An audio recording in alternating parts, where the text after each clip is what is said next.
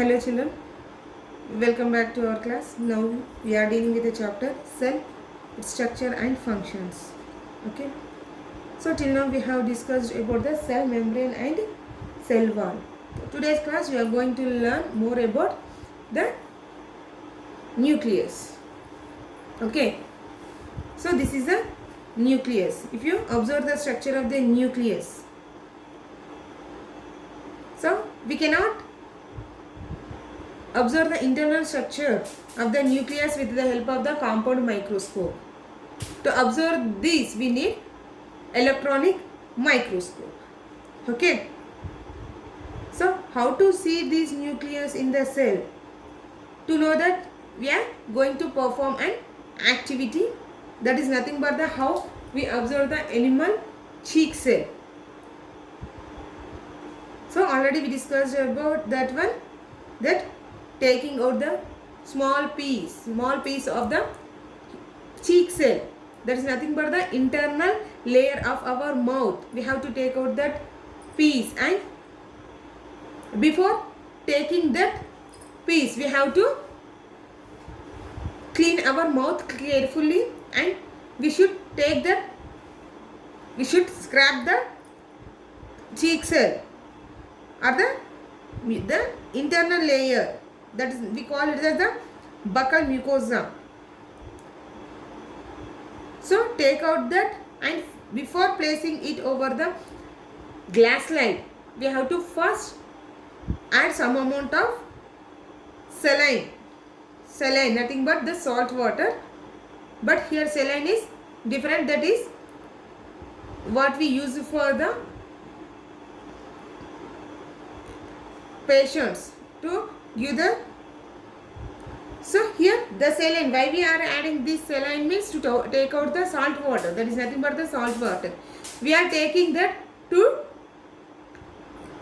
remove the excess water which is present in the cell. Okay. So after adding saline, carefully we have to take that cheek cell and place it over the glass slide and put a drop of, only single drop of methylene blue. Even we should not add excess methylene. Why? Because we cannot observe the nucleus, or we cannot differentiate the nucleus from the cell membrane. Okay. You can see how the cell observed.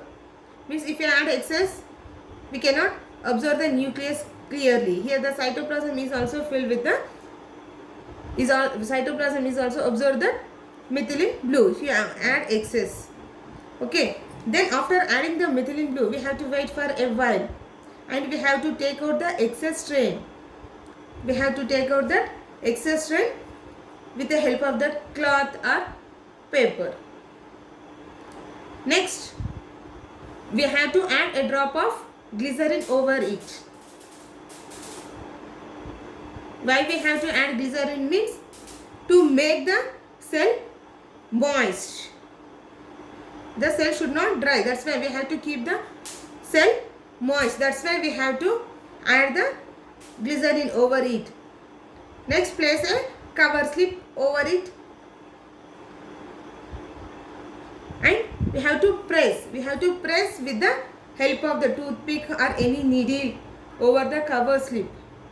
Yeah, why we are placing the cover slip means to take out the air bubbles or any excess water which is present in between the cover slip and the slide.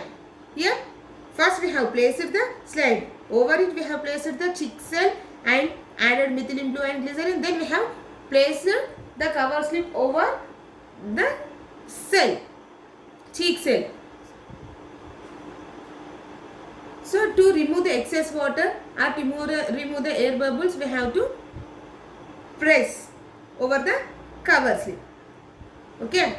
Then if you observe under the microscope, this you can observe the cell. This is the cell structure. You can see this is the outer layer is the cell membrane, and internal structure is the nucleus. You can observe the purple long one is the nucleus, and it is placed centrally in both the cells.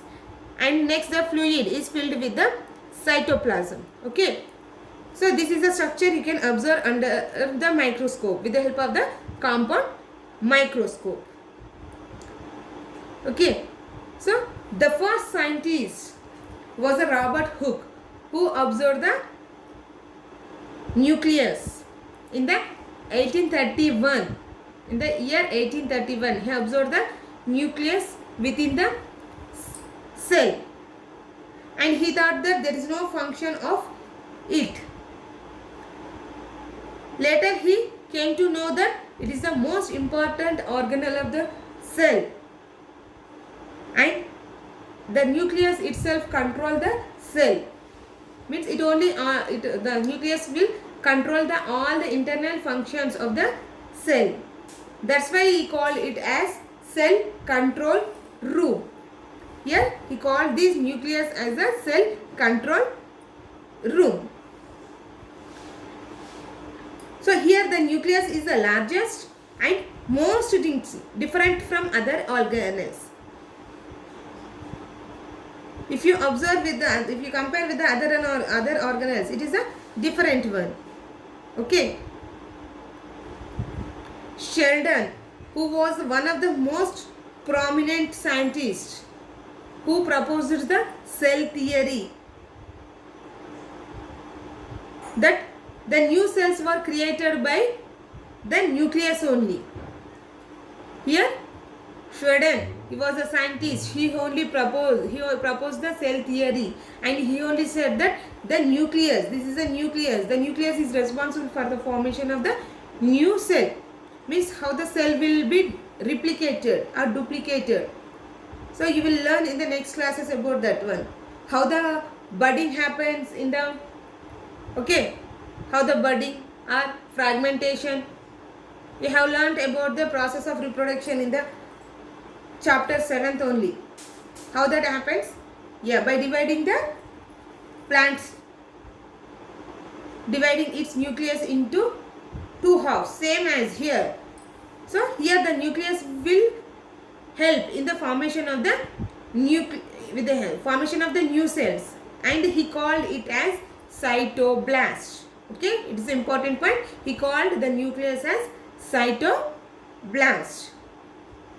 Okay. So this nucleus is present in all the cells. Red blood cells of some humans, phloem sieves tubes in the plants. These don't have the distinct nucleus. They don't have the distinct nucleus. Here the nucleus will present, but there is an absence of nuclear membrane in these cells, like red blood cells or phloem cells. The nuclei means here the nucleus, the nuclear genetic material, they will also float along with the cytoplasm like the other organelles. They will not present within the nucleoplasm. Okay. So to know that, this is a nucleus. First, if you observe, this is a nucleus. The nucleus is covered by the nuclear membrane, and you can see the large purple one. See, this is a cell. Children, observe carefully. This is the cell, and this is the nucleus. Where you found nucleus in the cell? Yeah, within the cell. It is in the center. You can see the small purple big one is this nucleus. To observe these internal organelles, we require electron microscope. Okay, we cannot observe with the compound microscope. Okay, so the outer orange color one, which covers the nucleus, is called nuclear membrane, and this nucleus is filled with a fluid called nucleoplasm. How the cytoplasm is filled within the cell, here the nucleoplasm is filled within the nucleus. And how the cell contain nucleus, here again the nucleus contain the nucleolus. Okay, this nucleolus, cytoplasm, and genetic material. This genetic material will also float. These are the thread-like structures which are present within the nucleus, and this genetic material is mainly responsible for formation of the new cells. And you can see here there are some pores in between the nuclear membrane. So these pores helps to for the exchange of nucleus, for the exchange of gases and nutrients from the within the cell. Okay, within the cell these will help. But this nuclear membrane is absent in the prokaryotic cell. Means this is present in only the eukaryotic cell. The nuclear membrane is present in the eukaryotic cell. Okay, but those are absent in the prokaryotic cell. Have you understood? Means this nuclear membrane is absent in the prokaryotic cell, whereas it is present in the eukaryotic cell. This is the main difference between the prokaryotic and eukaryotic cell. Then how can we differentiate these nucleolus or nucleus? Means how the remaining organelles are floating in the cytoplasm. Here also this nucleus will also float in the cytoplasm. Means it will separate, but we cannot clearly differentiate. But because there is an absence of nuclear membrane in the prokaryotic cell, whereas it is present mainly in the eukaryotic cell. Okay, so the membrane which encloses the nucleus and separate it from the content is the nuclear membrane. This is absent in the prokaryotic and is present in the eukaryotic cell.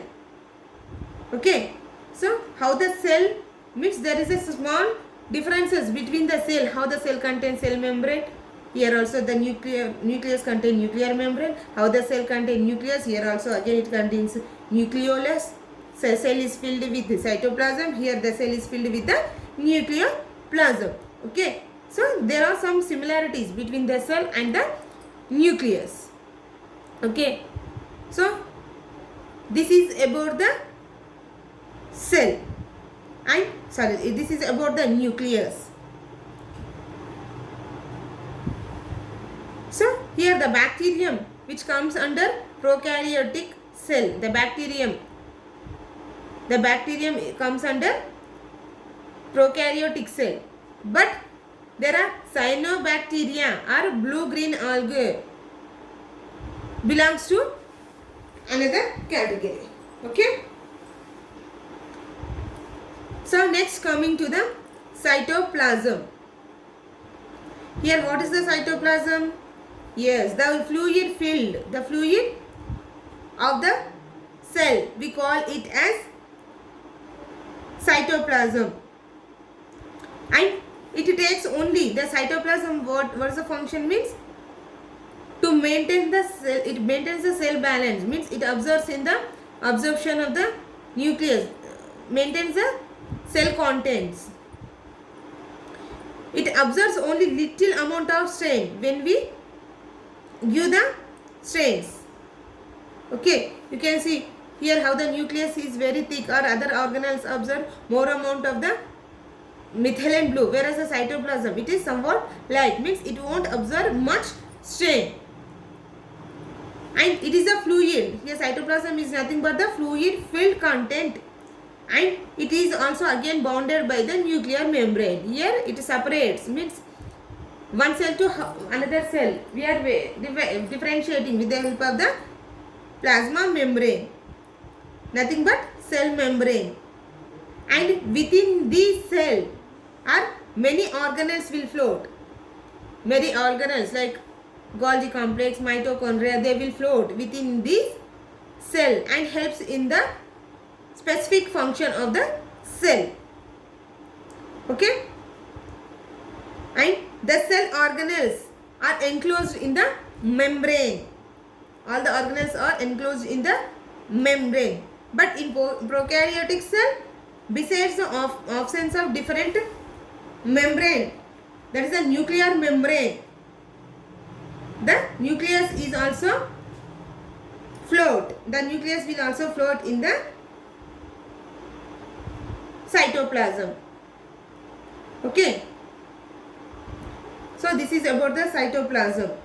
Means it helps, the cytoplasm helps to in the functioning of different organelles which are present within the cell. Okay. Next. So go through the lesson. Just give a recap. Read the lesson carefully.